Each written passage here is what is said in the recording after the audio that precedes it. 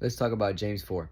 Now, James 4 has a lot of topics, but I want to focus on a specific one, and that's coveting. Now, you may ask yourself, what is coveting? Well, coveting is when you see somebody with something nice and you want it for yourself.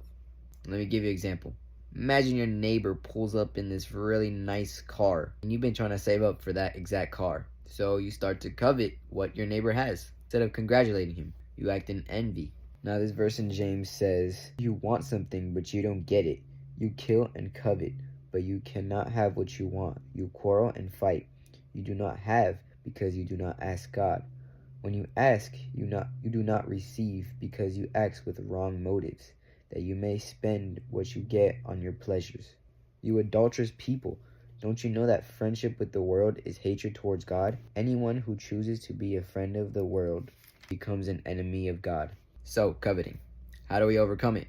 Well, later on in James, it tells us, submit yourselves then to God. Resist the devil, and he will flee from you. Come near to God, and he will come near to you. Wash your hands, you sinners. Purify your hearts, you double-minded. Grieve, mourn, and wail. Change your laughter to mourning and your joy to gloom. Humble yourselves before the Lord, and he will lift you up. That's it. That's how we get rid of coveting, by humbling ourselves and submitting to God, by understanding that there's a war between the desires of the spirit and the flesh. And no, we're not perfect, but we need God every day to sanctify our hearts, to wash our hands and cleanse us of our sins. That's how you get rid of coveting and or any other sin. Now, I encourage you to go read James 4 for yourself. All right, God bless. And also go give your neighbor a compliment today. All right? Oh.